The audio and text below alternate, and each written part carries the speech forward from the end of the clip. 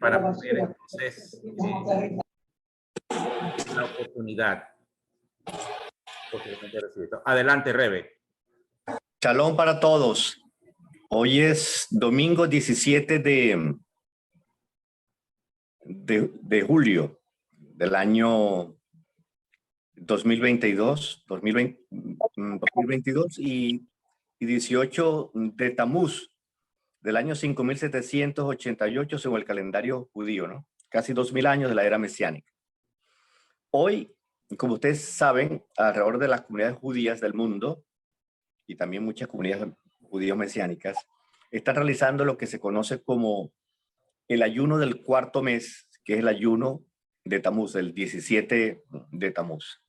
Yo les pasé un documento donde con mucho detalle elaboré los aspectos históricos, alágicos, mesiánicos y salvíficos en torno a este ayuno, pero especialmente enfocando a los 4 ayunos de los profetas, ¿no? Este es uno de los 4 ayunos, ¿no? Entonces, para empezar, podemos decir lo siguiente.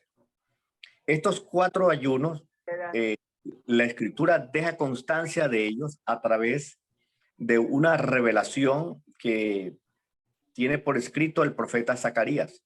El capítulo 8, 19 y 20 está allí que dice, vino palabra del Eterno al profeta Zacarías diciendo, ¿no? Entonces comienza a mencionar así, abruptamente, 4 ayunos, ¿ok? Así ha dicho Hashem de los ejércitos, el ayuno del cuarto mes, que es hoy, ¿ok? El ayuno del quinto mes, el ayuno del séptimo y el ayuno del décimo se convertirán en la casa de Judá en gozo y alegría y festividades solemnes de solemnidades. Ama pues la verdad y la paz. Esta es una declaración, digamos, abrupta, de repente, que aparece allí en las Escrituras, donde el Eterno le da una promesa, que los ayunos que vienen observando, estos 4 que están acá, desde el primero, que es el 10 de Tebet, que es en el calendario judío, no es el calendario judío, sino es en el calendario de los eventos que ahora voy a describir. Los menciona cada uno en el mes correspondiente. Pero ¿cuál es el punto, no?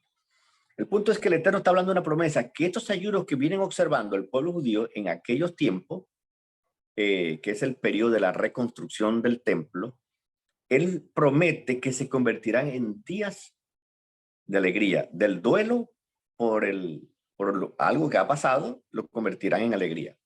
Entonces, ¿cómo saber, de qué manera averiguar que estos ayunos que estaban observando la tradición judía ya en tiempos de Zacarías, ¿a qué se refieren? Bueno, tenemos que recurrir al auxilio de la Torah oral, o dicho de manera más occidental, tenemos que recurrir al fondo histórico y cultural del pueblo judío de aquellos tiempos. Bueno, la Torah oral nos brinda esa información, que estos 4 ayunos están relacionados con eventos que llevaron a la destrucción del templo. El primero de ellos ocurrió el 10º día del mes de Tebet, ¿ok?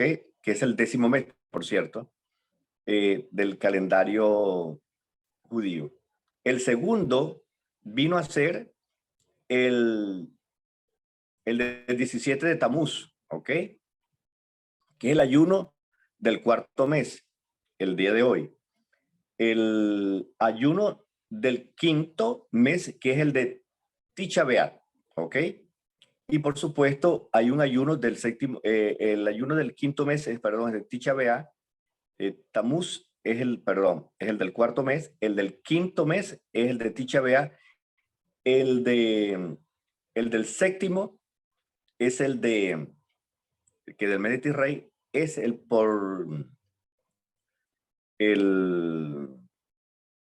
ayuno de Gedalías, que fue un justo que murió y en honor a él se comenzó a celebrar ese ayuno, o se ordenó la celebración de este ayuno. Entonces, desde el mes de Tebet, pasando por Tamuz, pasando por Ab y por Tishrei, en esos 4 meses, en esos días correspondientes, se estableció un ayuno como duelo por la tragedia enorme de haber perdido el primer templo a manos de los caldeos. Fue destruido el templo y fueron llevados cautivos, deportados a Babilonia. Entonces, estos son los eventos, motivos de duelo que conmemoran aquella terrible tragedia, ¿no? A esto que se refiere.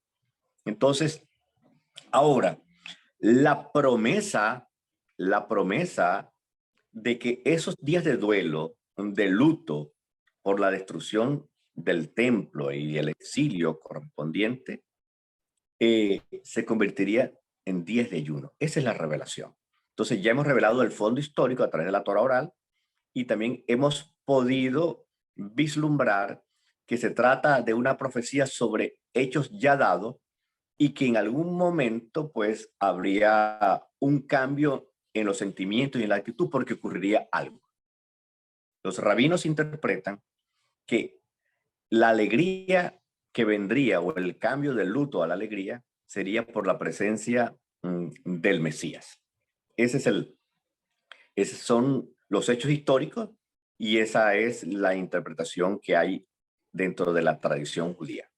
Ahora viene una pregunta natural, alágica, si se quiere decir.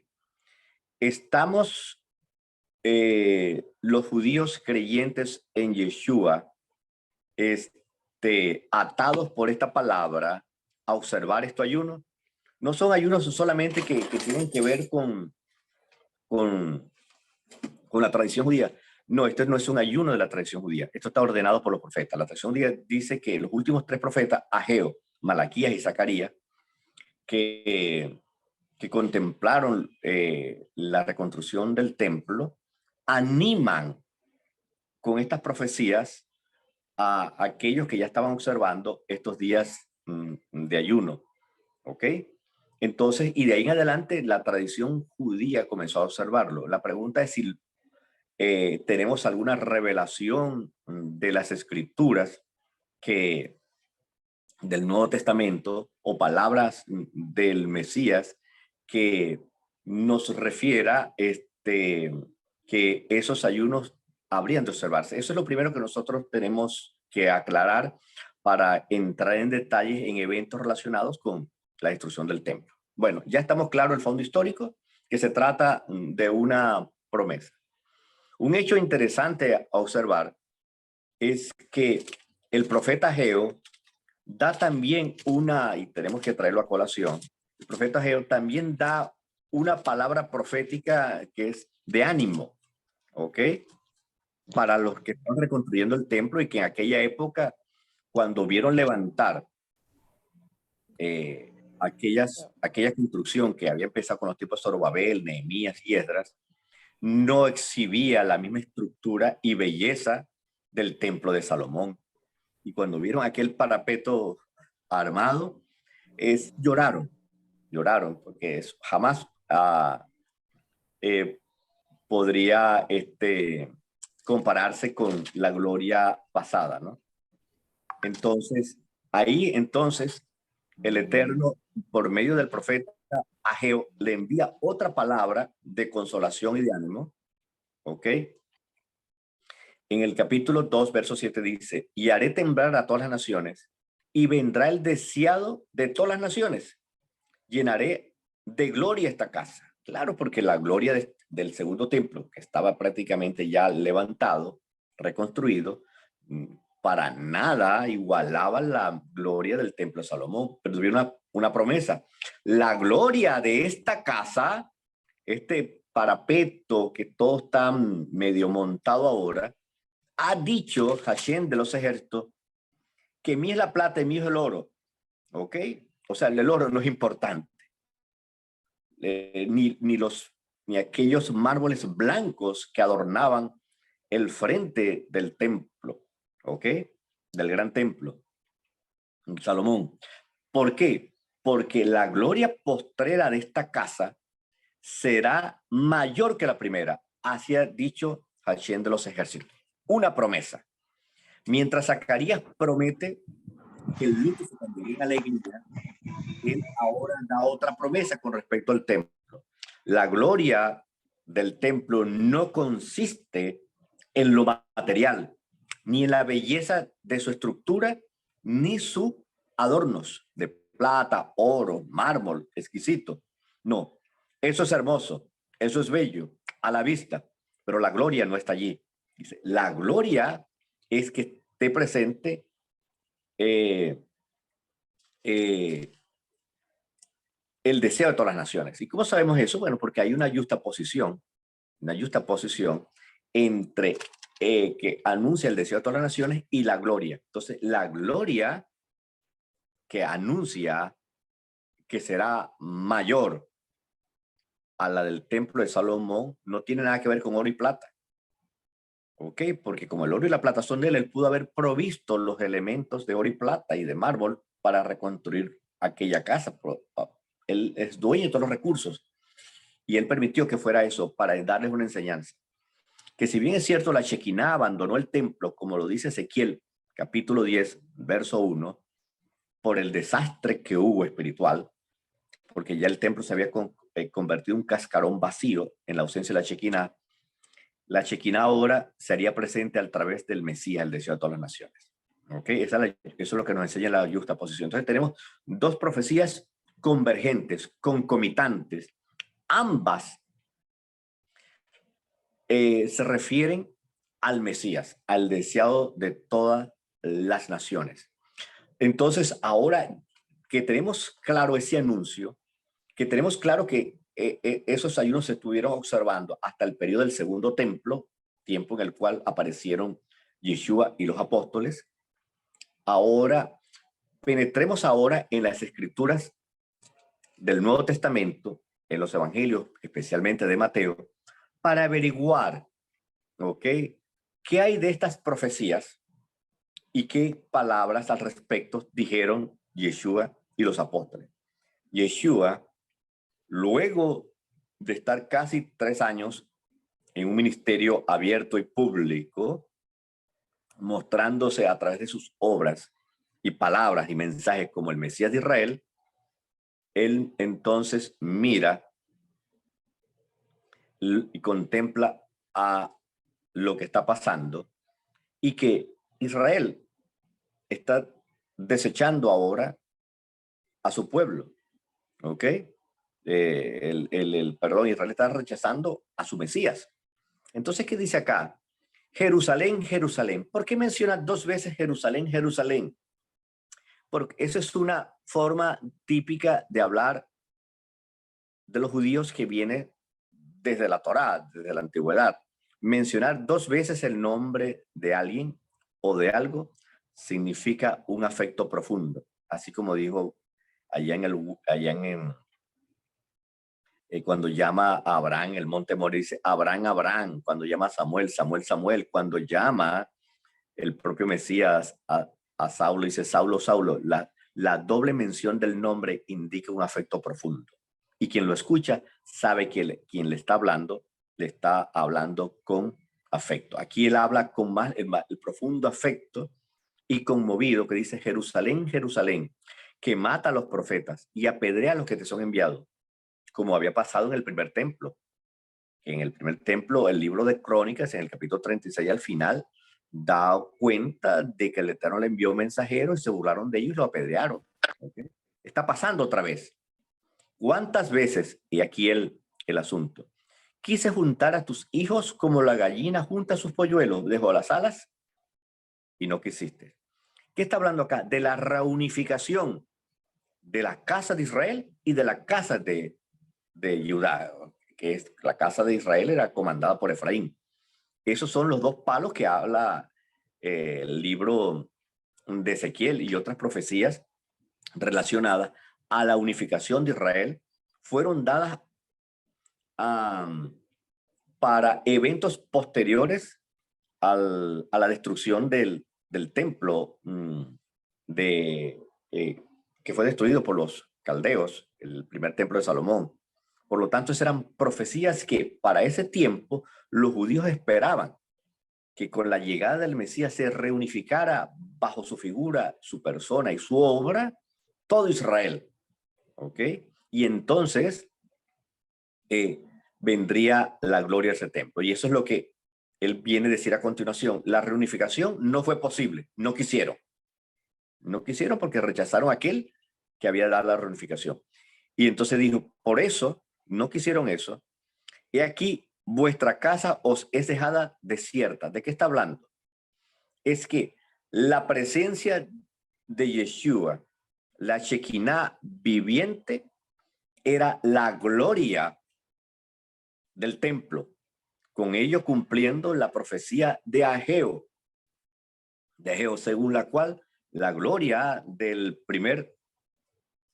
segundo templo sería mucho mayor que la gloria del primer templo. Entonces, esa gloria, ¿ok? Abandonaría, la Shekinah abandonaría esta casa, la del segundo templo, como la abandonó ya la Shekinah, símbolo de la presencia del Eterno en el primer templo, luego de aquella catástrofe moral judía que se dedicaron al robo, al pillaje, a la injusticia, a la idolatría y toda clase de abominaciones sexuales. Todo eso aconteció que la Shekinah se aparte. Cuando la Shekinah se aparta, queda un cascarón vacío y entonces es objeto del odio y de la destrucción de los caldeos. Aquí pasará igual. Os es dejada desierta, porque ahora os digo, no me veréis más hasta que digáis, Barú Abba Beshen Adonai, bendito aquel que viene en el nombre del Eterno. Por lo tanto, aquí vemos el cumplimiento de las profecías de Ageo. ¿Ok? Entonces, ahora vamos a estar interesados en mirar la parte del cumplimiento de la profecía. Puede ser. Hay unos micrófonos abiertos por allí, ¿no? Creo. ¿Ok? Ok, perfecto. Entonces, vamos a ver la profesión de Zacarías, ¿no? En el libro de Mateo, ¿ok? Vamos a mirar lo que dice el Mesías acerca de estos ayunos, ¿no? ¿Ok? En Lucas. Sí, en Mateo. Ok.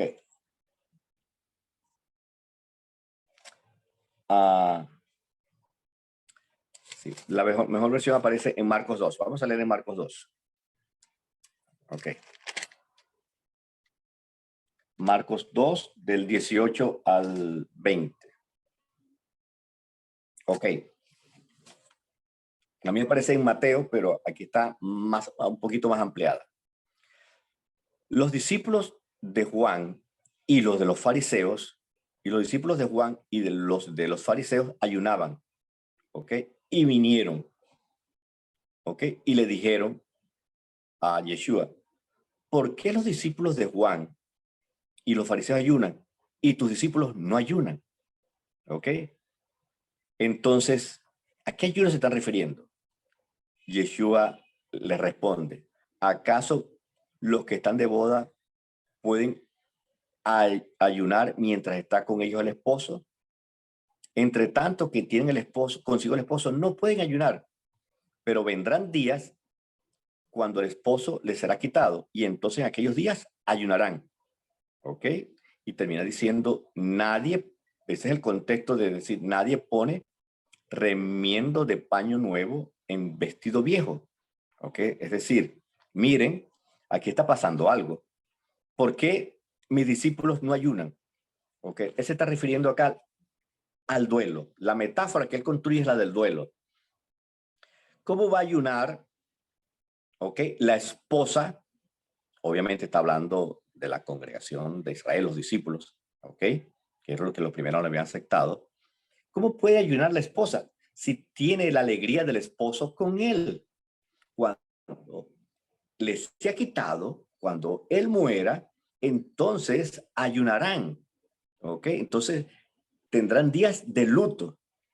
Entonces, esta declaración tiene que ver con los días de duelo, de ayuno, de luto que se celebraban en torno a la tragedia de la destrucción del templo y que quedó por escrito que se habían de guardarlo por medio de estos 4 ayunos ya mencionados en Zacarías 8, 18 y 19. De modo tal que el Mesías le está diciendo, aquellos fueron días de luto, ¿ok? Y había que ayunar durante todo este tiempo, pero llegado yo, ustedes que me han recibido, ustedes tienen la alegría, estos ayunos, mientras yo esté con ustedes, no se celebren. Pero cuando yo les sea quitado, es decir, está hablando obviamente de su muerte, cuando el esposo fallezca, entonces vienen días de duelo. ¿Ok? Estos días de duelo son los que estamos nosotros celebrando, metafóricamente hablando, porque el esposo no está. Y entonces esos días de duelo, de ayuno, convocados por los profetas, lo haremos también igual que lo hacen el resto de la tradición judía, con la diferencia que ahora ustedes conocen que ya la profecía se cumplió porque los días de alegría, mejor dicho, los días de luto y ayuno decretados por estos 4 ayunos del profeta Zacarías, ahora debido a mi presencia son días de alegría. Por eso es que yo no les he dicho a ustedes que ayunen esos días, pero cuando yo me vaya, les sea quitado y muera, ya el esposo, el que da alegría, no está. Entonces, en virtud de ese duelo, volverán a observar los ayunos que tradicionalmente venían observando hasta ese momento. Y entonces esperarán hasta que vuelva el Mesías por segunda vez y todos los ayunos, este y el de Yom Kippur incluso, ya serán convertidos en días de alegría. Esta es la alajá, primero la interpretación y la alajá correspondiente a estos ayunos. Esto significa entonces 2 cosas. La primera, que los discípulos no estaban ayunando por el duelo y el luto correspondiente a la tragedia de la destrucción del templo. ¿Ok? Pero, ¿por la qué razón? Porque el Mesías estaba. Pero una vez muerto él, vendría el luto porque el esposo que daba alegría ya no estaría. Y entonces el duelo se asimilaría a la destrucción del templo. ¿Por qué el duelo se asimila a la destrucción del templo? Y esto es una cosa increíble, ¿ok? Que ya en momentos hablaré. Entonces, él está comparando que la destrucción del templo, escuchen bien, que la destrucción del templo creó días de luto y de ayuno, pero que cuando él fallezca, ¿ok? Se van a retomar esos ayunos porque su muerte va a ser comparada o mayor que el luto decretado por el templo. Así que si decretaron luto y ayuno, bueno, por mí también decretarán duelo. Esto es interesantísimo, esta segunda parte, porque establece 2 cosas adicionales en esta segunda parte. La primera, la norma de que todos los judíos creyentes en el Mesías, incluso los cristianos también, deberían observar estos 4 ayunos. ¿Por qué? Porque el Mesías lo ordenó. Mientras yo estaba con ellos, con los apóstoles, no lo hacen. Yo estoy cumpliendo la profecía de Zacarías. Días de alegría. Pero vendrá luto y duelo por mi muerte, porque les seré quitado, y entonces ayunarán. Entonces ahora estamos ayunando por eso. Ahora, como ya mencioné, y quiero reiterarlo, porque es importantísimo lo que ahora yo voy a decir, que Yeshua está comparando el luto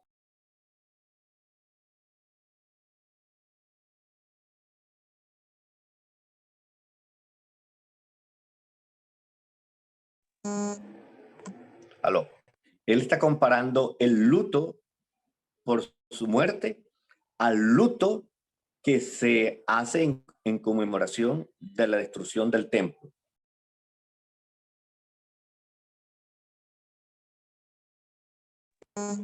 Entonces, ¿qué está pasando? Hay una comparación allí increíble.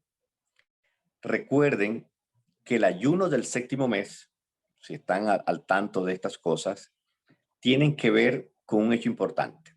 Primero, recordemos ahora, rebobinemos nuestra propia historia. El ayuno del décimo día del décimo mes es el de Tebet, que conmemora que Jerusalén fue rodeada de ejército. El ayuno del cuarto mes de Tamuz, del 17 de Tamuz, indica o señala o recuerda el día que fueron abiertos una brecha en el muro. El del quinto mes, el de Av, el que fue el día de la destrucción del templo. Y el ayuno del séptimo mes lo instituye la tradición judía porque en ese día mataron a Gedalías. Y el Talmud Rosh Hashanah menciona que los judíos instituyeron el ayuno del tercer mes por Gedalías, porque Gedalías fue el gobernador que dejó en Judea Nabucodonosor para que le administrara esa parte del imperio, un sadik, un hombre justo, pero por una conspiración que narra muy bien y en detalle el capítulo 38 del libro de Jeremías, fue vilmente asesinado. Y entonces de ahí se acabó la autonomía, el periodo de autonomía que vivió durante la gobernación de ese justo Gedalías. Se perdió la autonomía de Judea. Y entonces, debido a esa otra tragedia, que un justo fue asesinado y que podía de alguna manera tener la oportunidad de reorganizar la vida judía en Judea, se perdió. Y decretaron que un día de ayuno, en virtud de que ese día de la muerte de él de un sadik es tan importante como la destrucción del templo. Y eso es justamente lo que está diciendo Yeshua. Si se decretó un día de ayuno y de duelo por Gedalías, porque fue considerado una tragedia tan grande como la destrucción del templo, también tienen que decretar luto por mí cuando el esposo le será quitado que ya se ha muerto, porque es una tragedia tan grande como haber destruido ahora, o por haber destruido ahora este segundo templo. Y esa es la clave extraordinaria que aparece allí, la conexión de la comparación que hace el Talmud Rosh Hashanah por la muerte de un justo. Se hace un día de luto y de ayuno en virtud de aquella tragedia. Cuanto más por Yeshua. Entonces, por eso que dice, entonces ustedes van a volver a realizar esos ayunos, los apóstoles y todo lo que hemos venido con esta revelación de ese entonces. Estamos ahora bajo la palabra del Mesías, digamos, autorizados para guardar esos ayunos. Yo quiero dejar esta parte hasta acá y abrir una discusión antes de empezar a hablar otros detalles. Entonces, abro los micrófonos para que la gente pueda intervenir y bienvenido todos, ¿ok? Bienvenido todos. Bueno, Carlos, allí. Sí, muy buenas días, Rebe, para ustedes. Me imagino que se casi el mediodía. Bueno, excelentísimo esa cita del Talmud, que si por la muerte de un tzadik se decretaría, o sea, por ese pesar de un tzadik, decretaría un ayuno, y la conexión que usted hizo con Yeshua, pues, fue blown-minded, como decimos aquí en inglés. O sea, me dejó, pero pues, impresionado. ¿Verdad? Que entender este tipo de contexto nos ayuda muchísimo a quizás, no sé, a lo mejor decirlo, el hebraísmo o los dichos del Mesías, Yeshua, ¿no? En ese tiempo, ¿verdad? No lo había visto así, no lo había visto de esa manera. Tenemos a alguien que creo que levantó la mano o estaba saludando. Puedo leer que está aquí diciendo Col Coré, San José, California o Costa Rica. No sé dónde es. ¿California o Costa Rica? California, mi hermano. Sí, bueno. Vino Carlos René enamorado. Tiene un nombre muy simpático. Muy simpático. Bienvenido. Es el concilio nuestro. Bienvenido, Rabino. Adelante, Rabino, mucho gusto. No sabía que era parte del concilio. Mucho gusto, Carlos Navarro. Soy uno de los talmid del Rebbe de Besh, allá en Maracaibo. Entonces, bueno, le concedo el piso para poder comentar o preguntar. No, simplemente estaba saludando al rabino, pero es como Ok. usted se llama Carlos, pensé que era a mí que estaba refiriendo, pero ya somos dos entonces. Ah, Dos talmidim. bueno, muchísimo gusto. Bienvenido, muchas gracias por conectarse, por entrar al auditorio. Bien, tenemos aquí a un grupo bastante numeroso, 26 personas entre todos. Adelante, si alguno de vosotros quiere comentar o hacer alguna pregunta al Rebe. O estamos todavía en ayuno, que estamos apenas al mediodía y necesitamos electrolitos.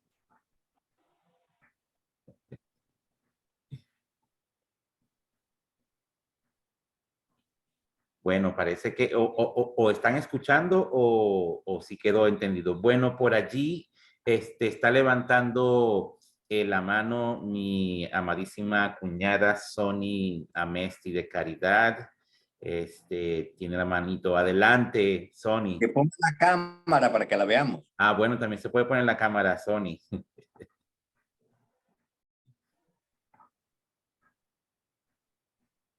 Adelante, Sony, del micrófono es todo vuestro.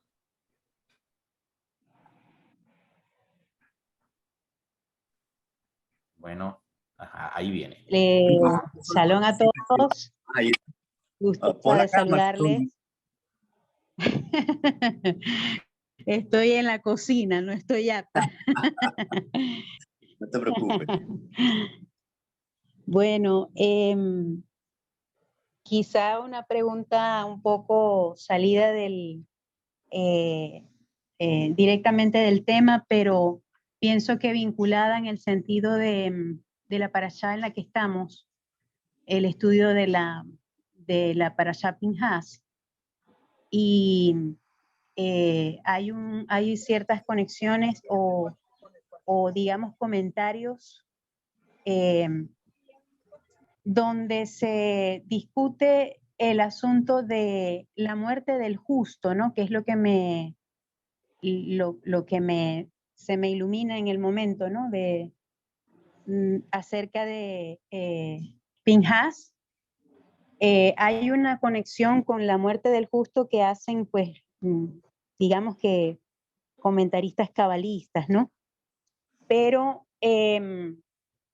obviamente desde el punto de vista del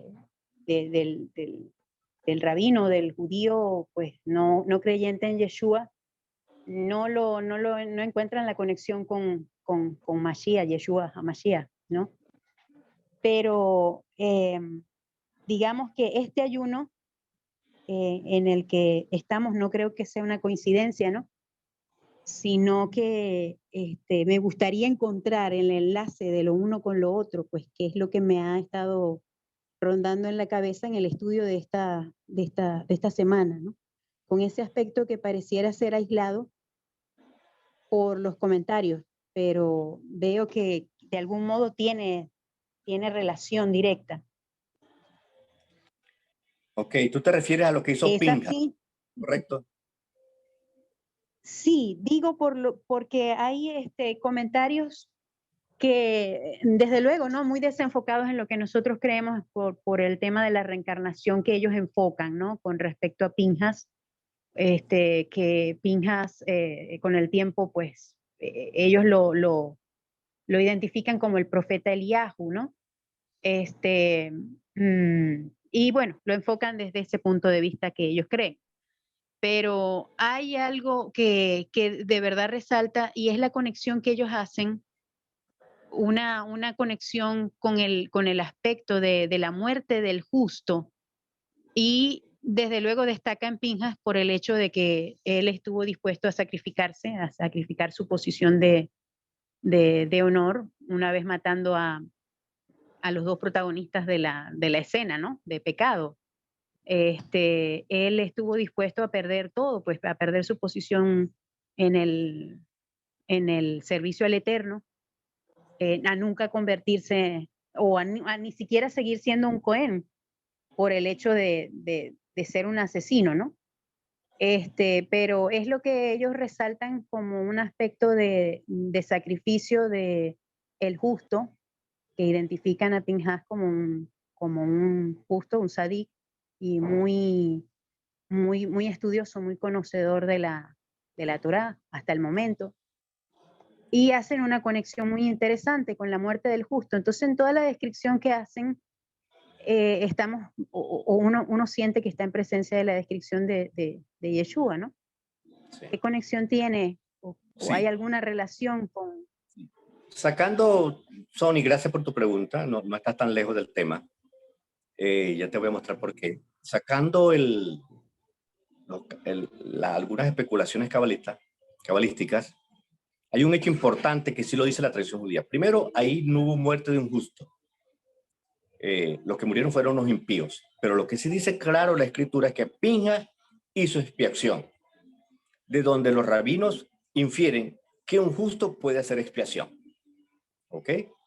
Eso es muy claro. Dice, y por eso le hizo un pacto con Pinhas, porque hizo expiación.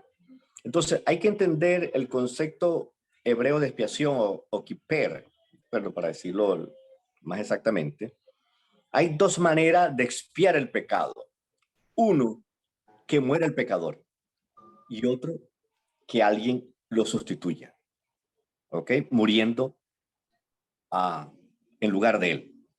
El caso que presenta Pinhas es la primera opción, que el primer escenario que presenta la doctrina de expiación de la escritura y que ha formalizado, por decirlo así, la doctrina rabínica de la expiación.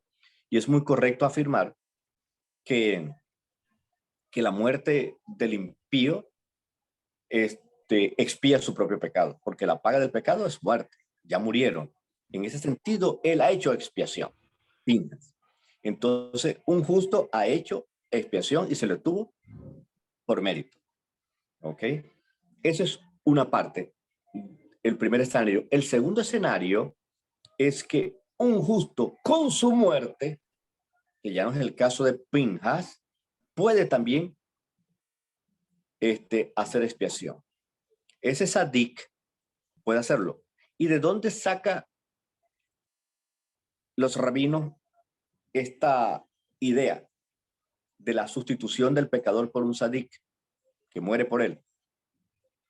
En el capítulo 16 del libro Vayikra Levítico, los rabinos han observado una justaposición que empieza narrando en los dos primeros versículos la muerte de Nadab y Abiud, y de seguida, sin decir así nada más, comienza todo el bloque narrativo de la descripción del ritual de Yom Kippur. Y el Talmud Yerushalmi, porque aparece ahí en el Talmud Yerushalmi, no el Talmud Babli, el Talmud Yerushalmi, tratado Yoma, enseña, los rabinos dicen así, esta justaposición nos enseña que un justo puede perdonar pecados, porque Nadab y Abiud eran hombres justos, sadiquín, ¿ok? Que cometieron una imprudencia, pero no era un pecado, no se les toma como pecado, fueron imprudentes y el Eterno lo castigó de esa manera o lo reprendió de esa manera como reprendió alguna vez a Usa cuando quiso tomar el arca para que no se cayera, ¿ok? Entonces, el juicio sobre un justo como estos dos, de Nadab y Abiud, en el contexto del ritual de Yom Kippur, les enseña a los rabinos que un justo puede expiar pecado.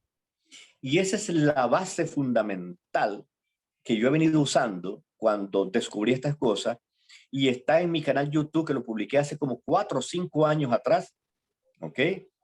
Donde presenté un tema llamado la doctrina rabínica de la expiación, donde menciono justamente esta justaposición, que un sadik puede expiar pecado en virtud de que Nadab y Abiud, ese relato, está justapuesto con el ritual de Yom Kippur. Ese es algo que saben los rabinos. Ahora, cuando uno examina las escrituras, hay varios personajes llamados Sadik. Joseph, el primero de ellos, ¿ok? Justo, y también Noah, ¿ok? Pero en las escrituras del Nuevo Testamento, la continuación natural de la revelación es llamado Yeshua Asadik, ¿ok? El justo, que muere por los injustos. Es decir, aquí tenemos entonces la doctrina rabínica de la justaposición materializada, hecha concreta, que un sadik, y no hay otro sadik más grande que el sadik Yeshua, el Mesías, con la capacidad y la virtud para expiar el pecado. Y eso es lo que hace Yeshua. Cuando venga por segunda vez va a ser como Pinjas, ¿ok? Va a ensartar y matar a todos aquellos que no quisieron aceptar el sacrificio sustitutorio del Mesías a favor de ellos. De modo que en Pinjas, en esa metáfora que está allí construida por la propia Torá y los rabinos, y la que construyen o infieren los rabinos en la justaposición entre la muerte de Nadab y Abiud y el ritual de Yom Kippur, tenemos dos fases de la expiación. Una, Yeshua como Sadik muriendo por todos los pecados. Y luego, en la segunda fase, cuando extermine definitivamente a todo pecador que no quiso aceptar la oferta de la salvación. Porque la paga del pecado es la muerte. En dos sentidos, o que alguien muera por ti o tú mismo la pagues. Tan claro como eso. Sony, ¿más claro ahora? Extraordinario. Muchísimas gracias, Rap. Ok. Totalmente claro. Creo que he entendido ahora mucho mejor Yom Kippur. Qué bueno, qué bueno. Mira, hija, busquen esa enseñanza en el canal de YouTube, ahí está completica. De hecho, yo hice un desafío a los rabinos a debatir conmigo sobre este tema. Ok. Ellos saben eso, que un sadí puede expiar el pecado. Lo enseña el Talmud Yerushalmi. Lo que ellos dudarían o pondrían en cuestionamiento que Yeshua fuese un sadik. ¿Entiendes? Simplemente lo único que tiene que escuchar no es sadí, no lo aceptamos como el Mesías. ¿Ok? Pero tan pronto pueden abrirse a que en verdad fue un sadik, al margen de que no quieran creer o no, abre la posibilidad después de ver en él el Mesías que perdona el pecado del mundo. Tan sencillo como eso. ¿Qué quiero decir con esto? Y en últimas, y cierro con esta parte. Que la única manera de hablar con los rabinos, no de discutir, la única manera de hablar con los rabinos es hablar en sus propios idiomas. Usted no puede agarrar la escritura, mire, y él cumplió esta profecía, y cumplió esta profecía, no puede. Tiene que hablar el mismo lenguaje de los rabinos, utilizar sus propias inferencias, sus propias intuiciones e inspiraciones divinas que tuvieron acerca de la persona y obra del Mesías y decirle, ustedes lo dijeron antes, aquí está materializado ya lo que ustedes han inferido. Cuando vengan los posteriores tiempos y muchos comiencen a tornar la vista hacia Yeshua en un contexto judío, considerando también el Nuevo Testamento, ellos se tropezarán con palabras que ellos ya habrán inferido y se les dará más claro, como seguro se le hizo claro a Pablo una vez que le fue revelado el Mesías. Bueno, cierro. ¿Alguna otra pregunta?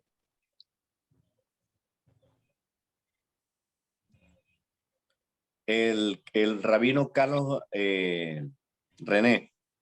Rabino, disculpe, ¿cuál es el nombre del tema en YouTube? Creo que es la Parashá Saf, creo que se llama. Creo que es un comentario de la Parashá Saf. Creo que se llama la doctrina rabínica de la expiación. Ahí está. Okay. Ahí lo pueden teclear, entran a mi canal y ahí lo buscan. Okay. Ahí está clarísimo con detalles. Ok, muchísimas gracias, Rabino. Ok. Talmud Yerushalmi es la cita también, Tratado Yoma. Okay. Lo de Gedalías que mencioné, ese es otro escrito que tengo aparte, que se lo envío en estos días. Ok. Lo mencioné porque me pareció pertinente. Ok. Muy bien. ¿A otra pregunta?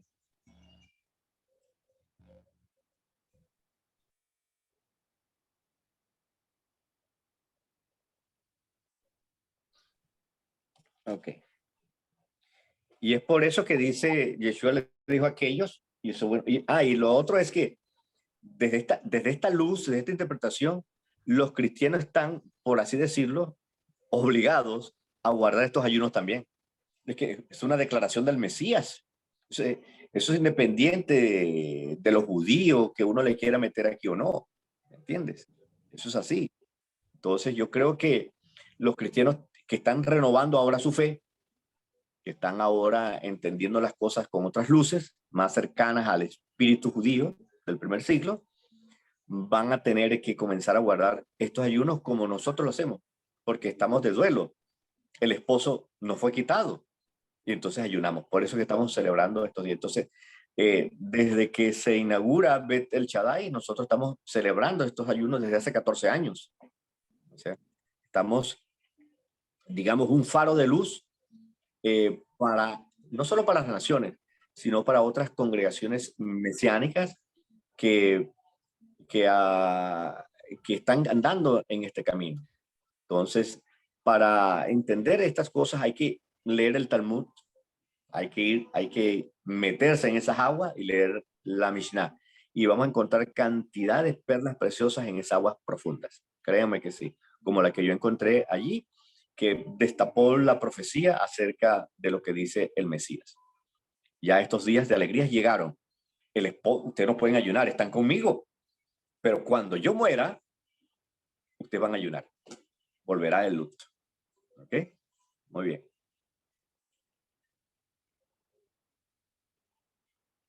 Entonces, bueno, si no hay más preguntas, quiero pasar a otra parte que también es importante. ¿Ok? ¿Ok?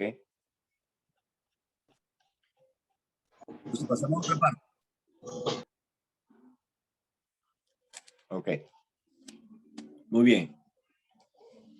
Para rematar la primera parte y dar comienzo a la segunda, recuerden que yo cité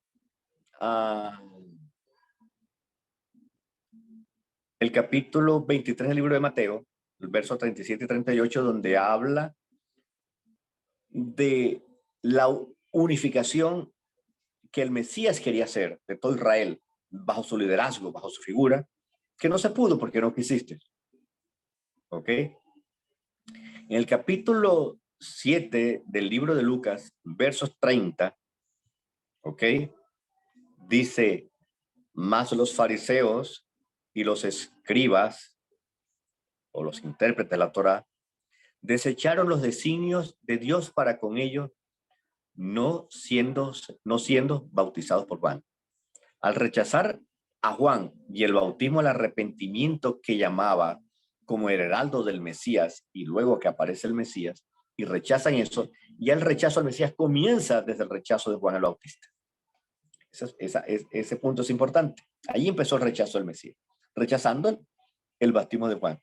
Entonces los fariseos desde allí, ese es el punto de inflexión que marca toda la historia de rechazo que hubo en esos 3 años posteriores. ¿Cuáles eran los designios que el liderazgo de Israel del primer siglo rechazó? Los designios eran la posibilidad de que regresaran todas las tribus, que se unieran bajo el Mesías y expulsar a los romanos. El Mesías asumiría el reino, ¿ok?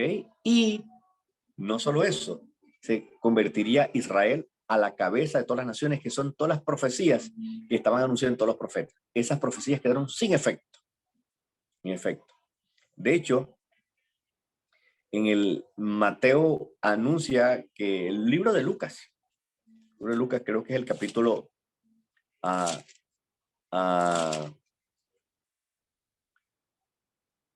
sí, Mateo 12 creo que es. Cuando Yeshua aparece en una sinagoga en Nazaret. No sé si se acuerdan de ese episodio. ¿Ok? Donde les dice que les dan a leer las taras del profeta Isaías. ¿Se acuerdan? Que el Espíritu del Señor está sobre mí, ¿no? me ha enviado a enviar buenas nuevas a los cautivos. Resulta ser que lo que dice allí la escritura es que la gente comienza a murmurar. ¿Okay? La gente comienza a murmurar cuando él dice, hoy se ha cumplido esta escritura delante de ustedes, ¿no? Y eso está en Lucas 4, ¿ok? El Espíritu del Señor está sobre mí por cuanto me ha ungido para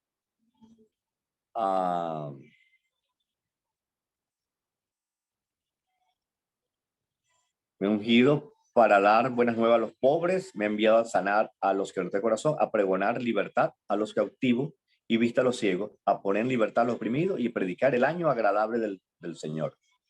Enrollando el libro, lo dio a los ministros y se sentó, y los ojos de todos estaban dispuestos en él, y comenzó a decirle, se sentó, porque en aquella época los rabinos predicaban eran sentados, ¿ok?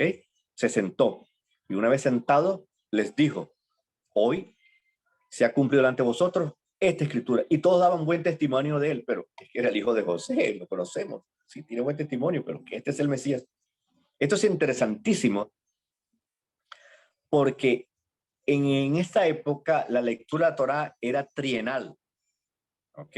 Se leía en un ciclo de 3 años. Y esta cita de Isaías 61, 1 y 2, era la correspondiente, la estará correspondiente al capítulo 25 del libro de Vallicrá, ¿ok? Y en esa porción de la Torá habla del año del jubileo, porque cuando dice aquí el año agradable del Señor, otras traducciones dicen el año de la gracia del Señor. Los judíos llamaban el año del jubileo el año de la gracia. ¿Por qué llamaban el año de la gracia? Porque se condonaban las deudas. Había la devolución de las tierras que fueron vendidas por deudas, por necesidad, eran devueltas a sus dueños centrales y se liberaban los esclavos. Era el año de la gracia. Entonces había llegado el año de la gracia, la liberación total, y eso anunciaba el Mesías. Los rabinos dicen que en el año jubileo había de aparecer el Mesías. De hecho, apareció, pero no lo reconocieron como tal. Es decir, había demasiadas señales en la escritura que él era el Mesías, que había de reunificar a Israel, pero no quisieron. ¿Ok? Con eso remato la primera parte. Ahora, ¿qué quiero hablar en la segunda parte? De la explicación rabínica que da a la destrucción de los 2 templos. En primer lugar, quiero empezar con una acotación. El ayuno de Tamuz, el 17 de Tamuz, tocaba ayer Shabbat, pero como es Shabbat, se trasladó al domingo. Esas son alajot rabínica, porque el único día que se puede ayunar en Shabbat es en Yom Kippur. Yo creo que es importante que nos detengamos a ver la mentalidad rabínica para interpretar la escritura, para que nosotros nos apropiemos de esa y veamos cómo es que se producen normas de una lectura apropiada de la escritura. Shabbat es un día de alegría, de festejos, de comida.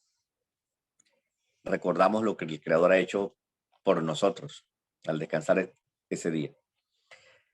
Yom Kippur, por su parte, es un día de aflicción, de ayuno, está establecido. Sin embargo, como hablan los juristas, hay una laguna textual. ¿Por qué? Porque cuando el calendario corre, llega un momento en que en Yom Kippur coincide con Shabbat. Y en las escrituras no hay ninguna legislación al respecto de qué hacer cuando Yom Kippur, que es un día de ayuno, cae en Shabbat, que es un día de alegría. ¿Ok? Conocemos cuáles son las alajot, las cosas, las normas que hemos establecido en Yom Kippur. Ya que es un día de aflicción y de ayuno, conocemos las normas, las alajot, las cosas que debemos hacer en Shabbat, que es un día de alegría. Ahora, pero cuando coinciden estos 2 días, ¿cuál es la alajá que tiene ahora al lugar? ¿Cómo reconciliamos estos 2 días cuando coinciden en el calendario? Que nosotros lo hemos realizado. Hay Yom Kippur que coincide con Shabbat, pero estamos siguiendo la tradición, bueno, cae en Shabbat, entonces ayunamos. Pero ¿cuál es la razón de fondo? La razón de fondo es una mentalidad alágica. Hay que comprender las escrituras. Primero, a los rabinos se le dio autoridad para establecer alajá. Eso está en el capítulo 17 del libro de Devarim. Cuando haya disputas entre ustedes, sean lo que sea, cuando haya asuntos delicados que tratar, ustedes irán a los jueces que haya en ese momento y ellos le ordenarán lo que hay que hacer y no se verán de la derecha y de la izquierda. Ese es el texto que le faculta, digamos, a los jueces de Israel y a los rabinos en particular, a legislar sobre doctrina y fe, por así decirlo, hablando un lenguaje más cristiano. Y ese es el fundamento por la cual cuando se hacía la semijá de los rabinos, se le decía, puede atar, puede atar, puede desatar, puede desatar. Es un vocabulario para decir, puede permitir, puede prohibir. Es decir, tiene autoridad para legislar en doctrina y en fe. Eso en primer lugar. Entonces, los rabinos, en uso de esa autoridad, han ordenado, todavía voy a dar un paso más, encender las velas de Shabbat. Eso no está en la Torá. Pero, ¿qué dicen las mujeres al leer, recitar? Bendito eres tú, Adonai, Rey del universo, que nos has santificado con tus mandamientos y nos has mandado encender las velas de Shabbat. Santo cielo, ¿dónde está eso que el Eterno envió eso? Lo hizo a través de los rabinos. Y hay un texto todavía muchísimo más crucial que está en el capítulo 18 del libro de Éxodo, cuando Yitro, suegro de Moshe, observa que hay una larga cola de gente esperando para hablar a Moshe, para consultarlo. Y cuando termina, entonces él quiere hablar con su yerno y le dice, mira, ¿qué es esto que está haciendo acá? ¿Qué está pasando acá? Le dice, no, es que la gente viene a consultar a Dios. Pero un momentico, estaban hablando, era contigo. ¿Qué entienden entonces los rabinos?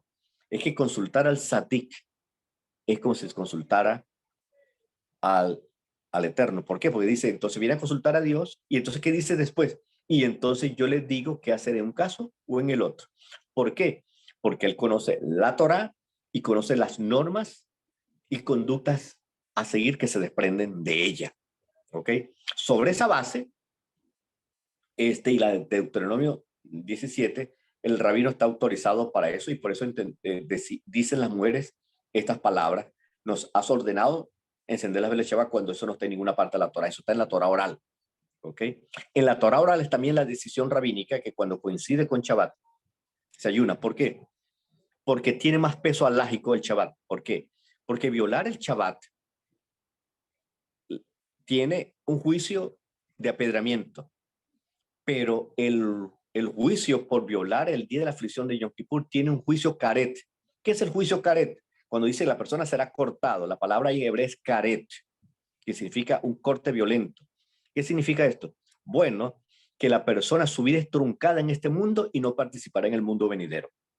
Por lo tanto, ellos dicen, el juicio, que se pronuncia por violar el Shabbat es de apedramiento. El juicio que se pronuncia por violar el día de ayuno y aflicción de Yom Kippur es juicio karet. Por lo tanto, tiene más peso alágico. En Shabbat, entonces, nosotros ayunamos, ¿ok? Para complacer al Eterno. Entonces, han decidido, ¿ok? Ayunar en Shabbat, sino que es un día de alegría cuando coinciden, porque la Torah escrita no dijo nada, entonces la Torah oral tiene la autoridad para legislar en esos asuntos.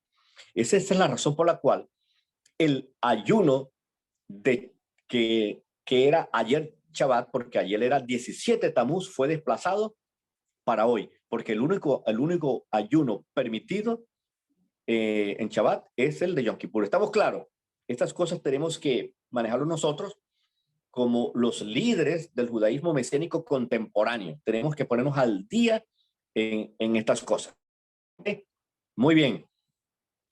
El otro detalle que quiero mencionar. El segundo templo también se abrió una brecha en el muro. Recuerden que el 17 de Tamuz se celebra porque ese día se abrió una brecha en el muro. ¿Ok?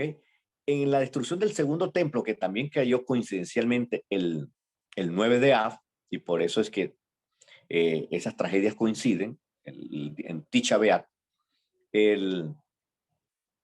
cayó el 9 de Tamuz. Y el otro ayuno ya establecido por los profetas era el 17. ¿Qué hicieron los rabinos? Entonces, prácticamente vamos a tener dos ayunos, el del 9 de Tamuz por la brecha del segundo templo y el 17 de Tamuz por la brecha en el segundo templo. Entonces, ¿qué decidieron? Debido a que el 17 de Tamuz pasaron más hechos trágicos que el 9 de Tamuz, por ejemplo, las tablas fueron rotas el 17 de Tamuz, las tablas que trajo Moshe.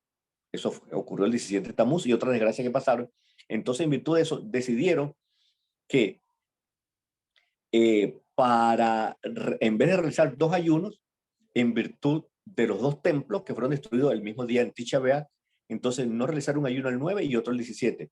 Vamos a realizar el 17. Entonces aquí, hoy, que aparte fue desplazado para Shabbat, estamos recordando el luto y el duelo porque se abrió una brecha tanto el 9 de Tamuz como el 17, pero lo hacemos el 17 por ordenación rabínica para no ayudar dos veces por un mismo motivo que ha pasado en dos instantes de tiempo distintos. Ya se han legislado. ¿Ok? Muy bien. Ahora, quiero en esta parte, no sé si me llevaron ahí el ritmo porque yo necesito que ustedes entiendan todas estas cosas alágicas. Ahora viene el segundo punto, la destrucción del primer templo y la destrucción del segundo. ¿Y qué explicaciones los rabinos dan a estas dos destrucciones? El Talmud Yoma, ¿ok? En el folio 9, habla de ambas destrucciones y da las explicaciones.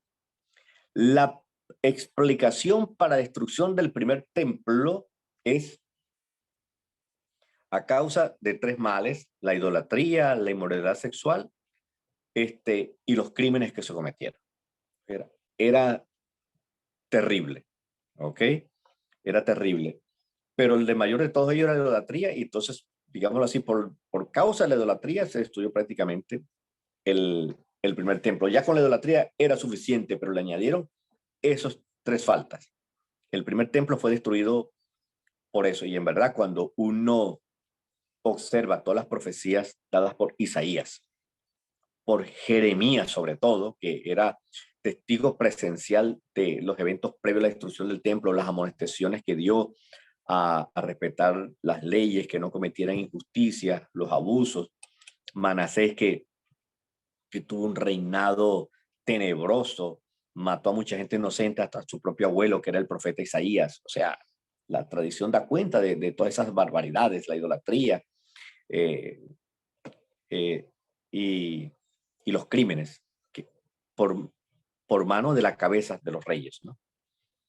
Entonces, hay muy buena evidencia bíblica e histórica de la tradición oral que respalda perfectamente a esa explicación del primer templo. Pero con respecto al segundo templo, el que fue destruido por los romanos, la explicación es la siguiente: pero ¿por qué fue destruido el segundo templo? Si el pueblo estaba mucho más ordenado, había Torá, había sus dificultades, pero había Torá, había un Sanedrín establecido. ¿Ok? El pueblo era mucho más decente, estaba vacunado de la idolatría, que era uno de los males más endémicos que había experimentado Israel. ¿Por qué fue destruido? Y esta es la respuesta. Dice por Sinán, por odio gratuito, es decir, por un odio sin base alguna. Se odiaban unos a otros. En verdad había eso. Estaban las sectas de los esenios, de los fariseos, de los saduceos, los herodianos, los celotes, es decir, el pueblo y más el pueblo. O sea, había una división terrible, y muchos de los sacerdotes estaban en maniobras políticas para conseguir algunas prebendas de los gobernadores romanos en Judea, y eso hizo que muchos de esos fariseos se convirtieran prácticamente en anacoretas del desierto y se fueron y fundaron esas comunidades ahí en Qumran, que ya todo el mundo conoce, en las cuevas del desierto. Es decir, hubo una protesta silenciosa de un grupo de sadiquín que prefirieron irse de Jerusalén a seguir contemplando el espectáculo que estaban dando en los templos, en el templo. De hecho, la tradición judía dice en el propio Talmud Yoma que durante 40 años, incluso después de la muerte del Mesías, el templo,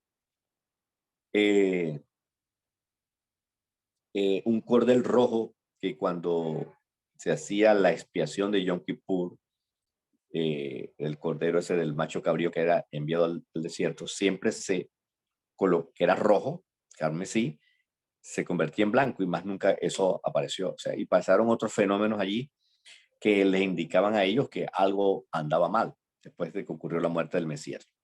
Entonces ellos explican que el segundo templo fue destruido por el odio sin fundamento que se tenían unos con otros. Es decir, a causa de esa división interna del pueblo judío. Esa es la explicación que dan. Sin embargo, como lo que hemos leído acá en el capítulo 23 del libro de Mateo, esa no es la explicación. Y lamentablemente muchos creyentes del judaísmo mesiánico contemporáneo están repitiendo lo que dicen los sabios del judaísmo. Los sabios dicen cosas maravillosas.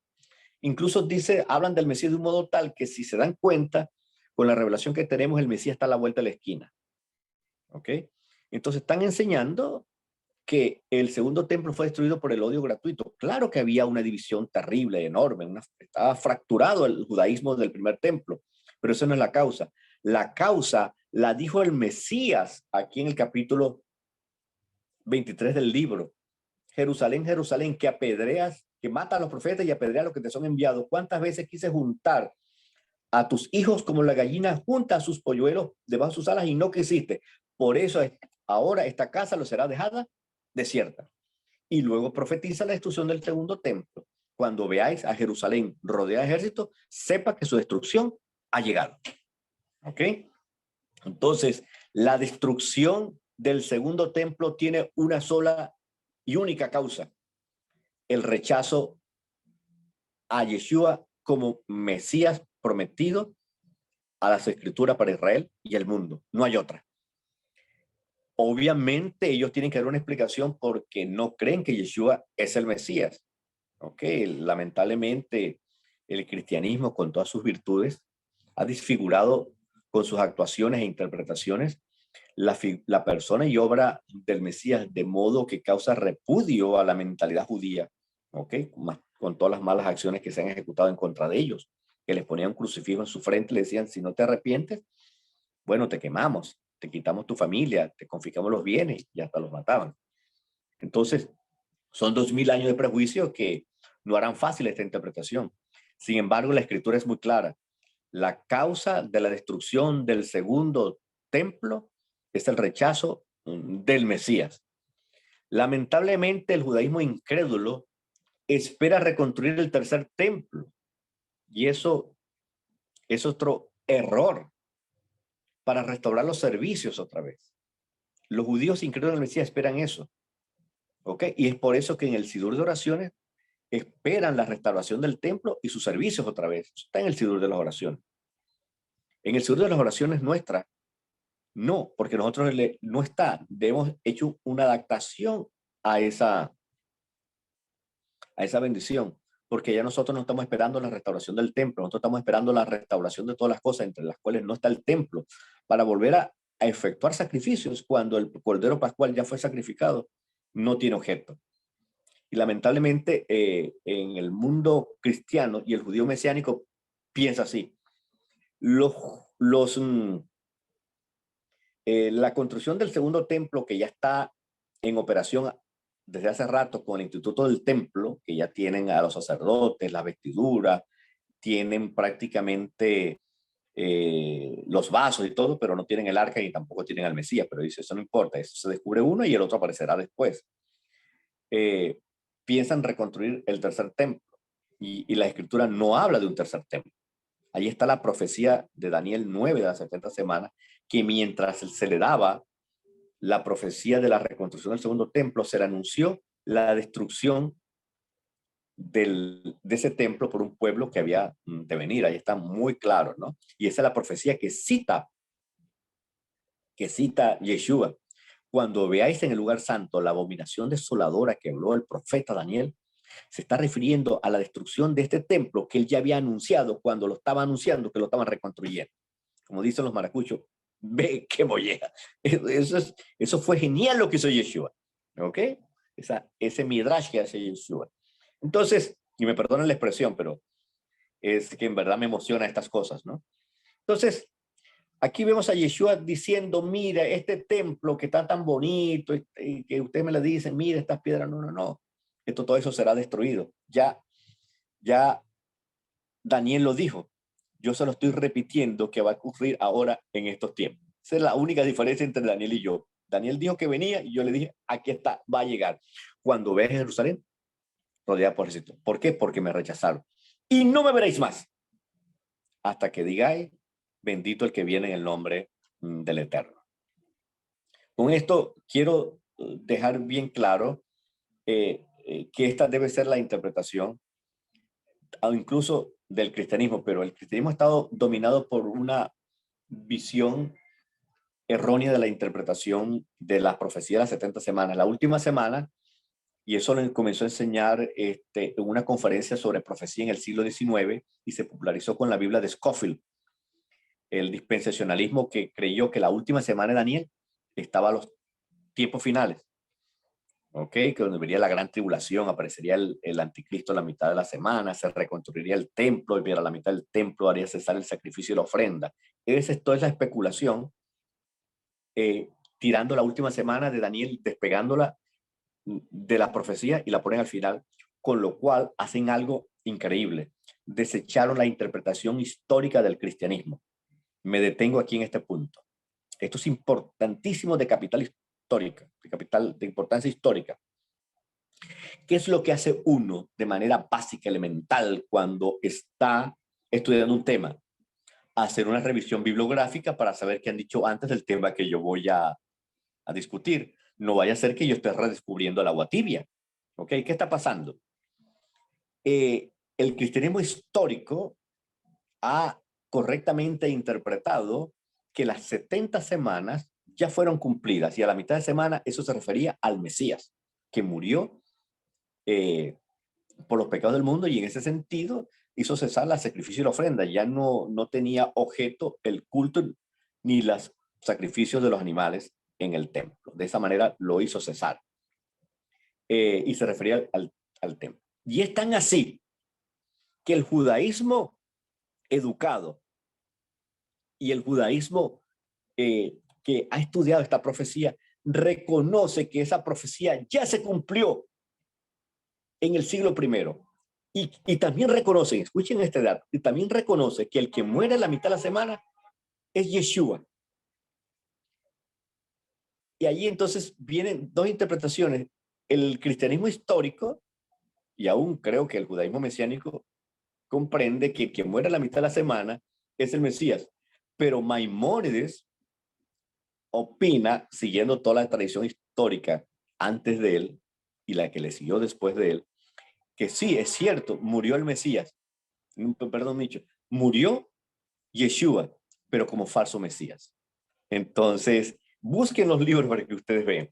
Dice, sí, es cierto, murió, pero no por sus pecados, como dice la tradición cristiana, sino murió por falso profeta, por apóstata. Los rabinos y cristianos coinciden que esa profecía ya ocurrió y vino este movimiento de Scofield en adelante a ponerlo en el futuro. ¿Ok? Se equivocan, que se va a reconstruir el segundo templo. Entonces, resumiendo la posición cristiana dispensacionalista, estamos ahorita en la era de la gracia. La iglesia es raptada, otro error más. Y entonces viene la época de la ley otra vez, cuando los judíos se les da una segunda oportunidad y entonces ellos reconstruyen el templo, entonces el anticristo viene y se aparece, todo aquello. Ok, yo digo que esta doctrina es antisemita porque dice que todos los evangélicos se van para el cielo con el Señor y nos deja aquí encerrados a nosotros los judíos con el anticristo. ¿Qué te parece? Tremenda peleita nos han ganado a nosotros. ¿Ok? Entonces, y no es así, pues.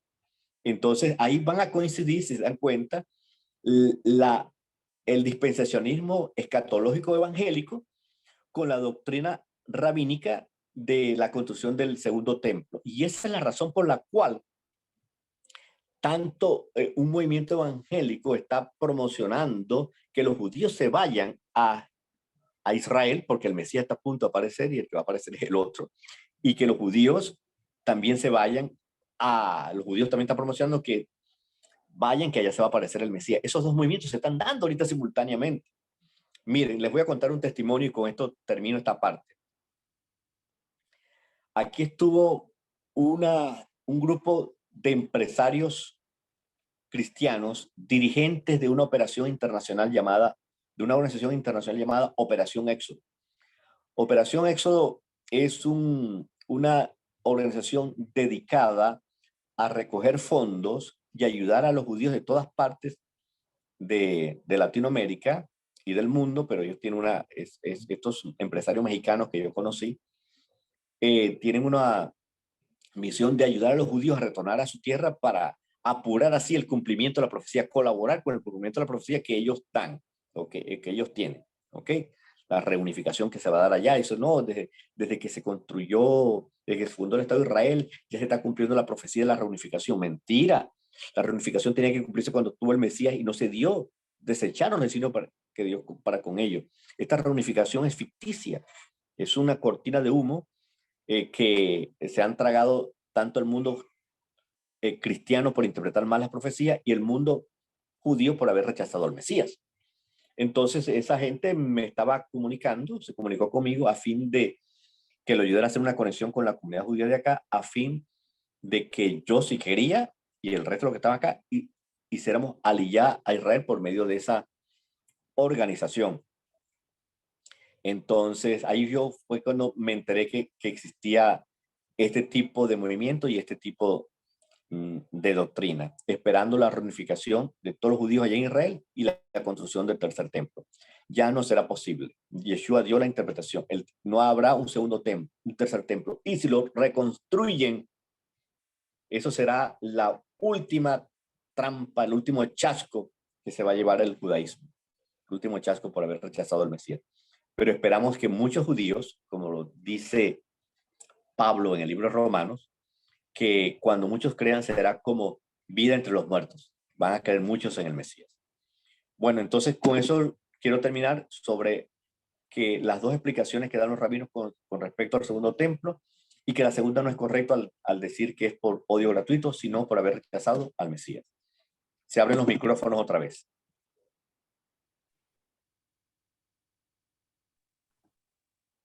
Todas estas cosas están en el escrito que les envié. Queda abierto entonces los micrófonos para las personas que quieran hacer una pregunta. Estamos aquí conectados en esta sesión especial.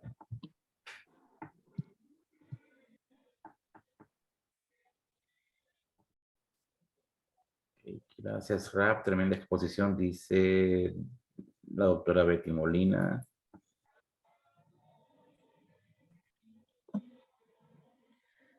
Ajá. Shalom, hermanos. Rap, soy Glenda. ¿Me escucha?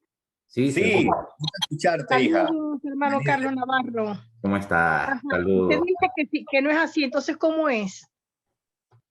¿Cómo? ¿Cómo? Disculpe mi ignorancia, pero si no es así del segundo templo, entonces, ¿cómo va a ser? ¿De qué? De lo de la venida de Yeshua. Lo esperamos con poder y gloria, las nubes de los cielos, y ahí nos reuniremos con él. Eso es lo que dice la Escritura. Él no está hablando, no, nos vamos a reunir en Jerusalén. Ya él vino a Jerusalén, en un burrito. Esa profecía se cumplió. El Mesías no va a aparecer en Jerusalén. Por eso dicen, el Mesías propiamente lo advirtió, dijo, cuando diga que está aquí o allá, no vayáis. ¿Ok? Porque él ya apareció en Jerusalén, montó en un burro, que es lo que anunciaba el profeta Zacarías. ¿Ok?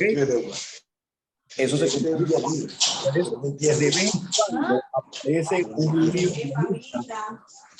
Por aquí estoy, permiso. Buenas, permiso.